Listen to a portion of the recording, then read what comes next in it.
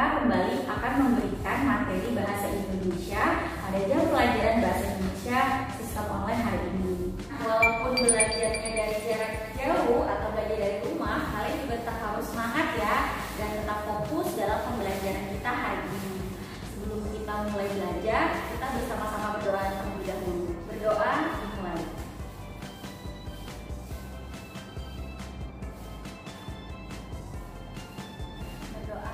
Anak-anak, hari ini kita akan belajar materi menelaah struktur, ciri bahasa, dan menulis teks deskripsi. Materi ini adalah materi lanjutan dari materi yang Ibu jelaskan sebelumnya tentang teks deskripsi. Nah, masih ingatkah kalian tentang teks deskripsi? Ya, teks deskripsi adalah teks yang bertujuan untuk merincikan suatu objek sehingga pembaca seolah-olah bisa melihat, merasa, mendengar, dan dapat membayangkan objek yang dideskripsikan. Nah, Ibu berharap pada materi ini kalian lebih semangat lagi belajarnya agar nanti pada saat evaluasi pembelajaran nilai kalian juga semakin tinggi ya. Nah, kompetensi dasar dan tujuan pembelajaran hari ini yang pertama, KD 3.2 menelaah struktur dan ciri bahasa teks deskripsi. Tujuan pembelajarannya adalah melalui pembelajaran daring, siswa mampu menelaah struktur dan ciri bahasa teks deskripsi dengan tepat.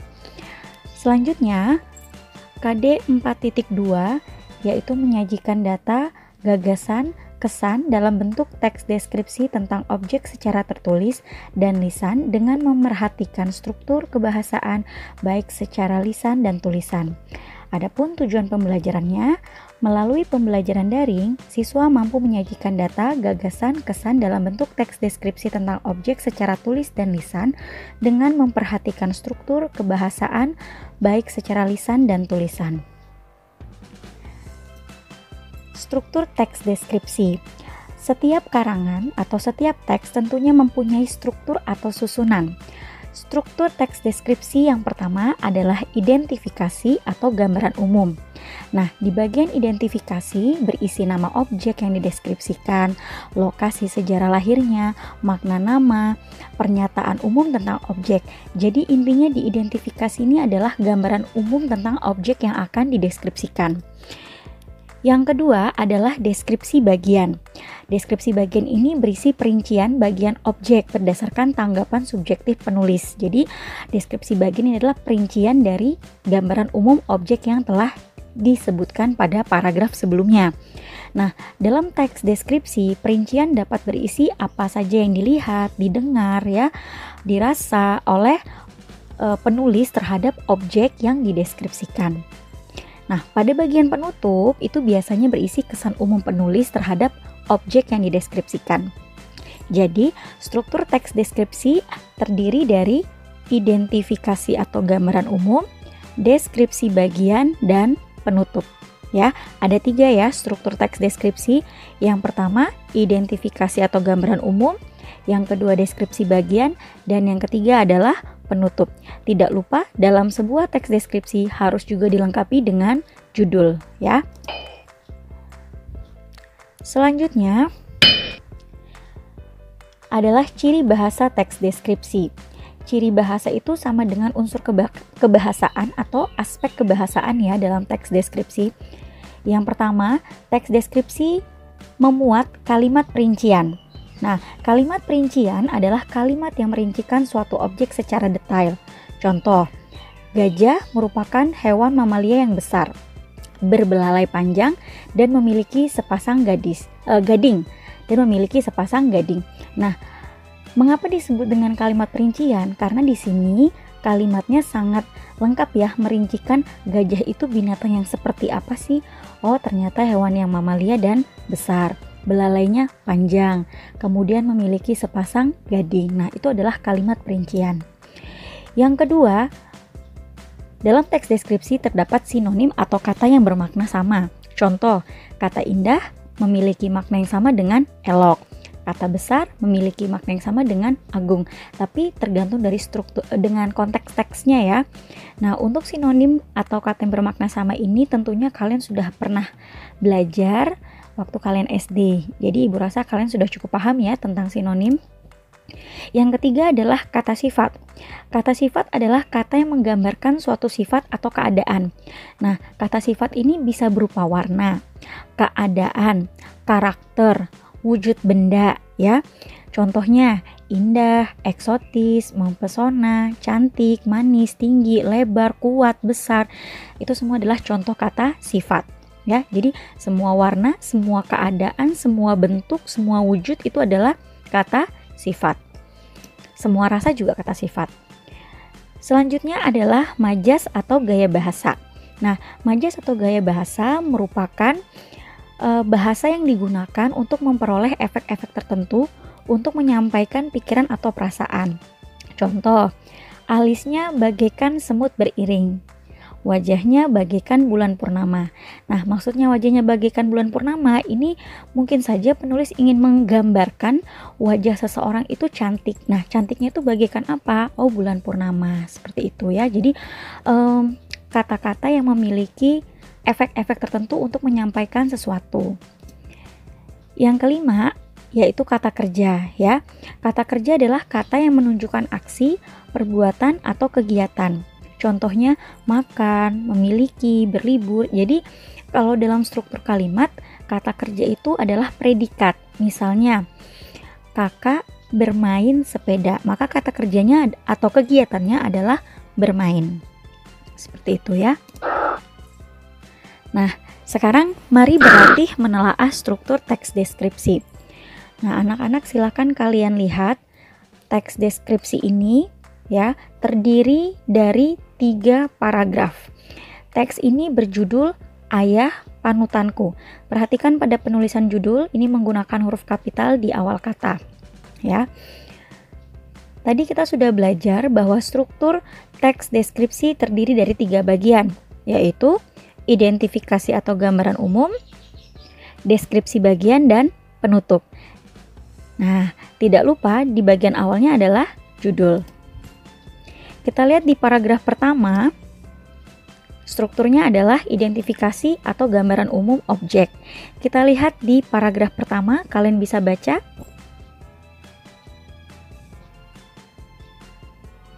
Ya, yang dijelaskan adalah penggambaran umum objek ya. Nama ayahnya, kemudian posturnya, umurnya, warna rambut, kemudian karakteristik dagunya, kemudian kulitnya, tipikal wajah, bentuk mata, ya, dan kesimpulan keseluruhan dari wajah ayah. Nah, ini pada paragraf 1 ini menggambarkan atau termasuk bagian identifikasi atau gambaran umum dari objek yaitu ayah. Jadi yang dijelaskan hal-hal umum dulu, ya. Jadi yang dijelaskan adalah ciri fisik dari ayahnya. Nah, di paragraf kedua yang dibahas adalah deskripsi bagian atau strukturnya adalah deskripsi bagian. Kalian bisa lihat di paragraf 2 yang dibahas adalah sifat ayah. Jadi ayahnya tuh penyabar, meskipun kelihatannya mengerikan, ayahku orang yang sabar. Itu kalimat utamanya. Kalian lihat kalimat berikutnya.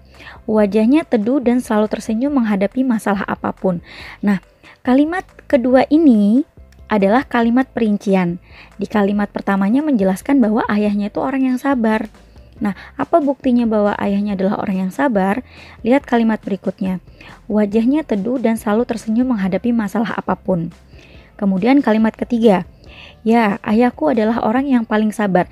Jadi kalimat kedua, kalimat ketiga itu menjelaskan atau merincikan bukti bahwa ayahnya ini memiliki karakter sabar. Di kalimat keempat, tidak pernah terlihat marah-marah atau membentak. Nah, ini juga adalah kalimat yang merincikan dari kalimat pertama. Jadi di paragraf kedua ini disebut dengan deskripsi bagian karena menjelaskan lebih lanjut dari gambaran umum tentang sifat dengan ciri fisik ayah. Jadi di paragraf pertama tadi pengenalan ayah, ciri fisiknya seperti apa. Di paragraf kedua dijelaskan bagaimana karakter atau sifatnya ayah. Nah, di paragraf ketiga merupakan struktur penutup yang berisi kesan umum atau pendapat tentang ayah. Ya, jadi kalian bisa lihat dalam teks ini, silahkan dibaca. Nah, Tidak seperti orang Batak yang logatnya agak keras, ayahku sangat pendiam. Jadi di paragraf penutup ini berisi kesan umum atau pendapat kita tentang ayah. Nah, biasanya di bagian penutup ini juga berisi ungkapan kekaguman atau pendapat kita terhadap sosok yang kita deskripsikan atau objek yang kita deskripsikan, ya. Selanjutnya, mari berlatih menelaah ciri bahasa teks deskripsi. Nah, teksnya sama ya, judulnya Ayah Panutanku. Hanya saja yang kita telaah di sini adalah ciri bahasa teks deskripsi. Yang pertama adalah kata sifat. Kalian bisa perhatikan tulisan yang berwarna ungu ya, bahwa kata sifat di sini contohnya ada putih, sedang, kuat, mancung, agak besar, kemudian sabar, paling sabar, agak keras, sangat pendiam. Jadi yang berupa keadaan atau wujud fisik ya kalau dalam teks ini ya. Jadi termasuk ukuran juga, kuat, sedang, nah itu juga termasuk kata sifat. Mancung, agak besar itu juga kata sifat. Kemudian perhatikan tulisan yang berwarna merah. Nah, tulisan yang berwarna merah itu adalah kalimat perincian. Seperti yang Bu Rika jelaskan tadi bahwa di paragraf kedua ini banyak sekali terdapat kalimat perincian. Kalimat utamanya adalah meskipun kelihatannya mengerikan, ayahku orang yang sabar. Nah, kalimat perincian atau pembuktiannya adalah wajahnya teduh ya, selalu sabar, selalu tersenyum, kemudian orang yang paling sabar, kemudian tidak pernah marah-marah, membentak, dan seterusnya. Itu adalah kalimat perincian dari kalimat utama yang menunjukkan bahwa ayahku orang yang sabar. Jadi bahasa yang berikutnya adalah kata kerja. Nah, kata kerja tadi kan kata-kata yang berupa tindakan, aktivitas, atau kegiatan. Kalian bisa perhatikan tulisan yang berwarna biru. Contohnya ada kata marah-marah, membentak, melihat, menunjukkan, menggeleng, membujuk, berkata, menggurui, memberi. Jadi dia berupa kegiatan atau aktivitas. Dan yang terakhir adalah majas atau gaya bahasa.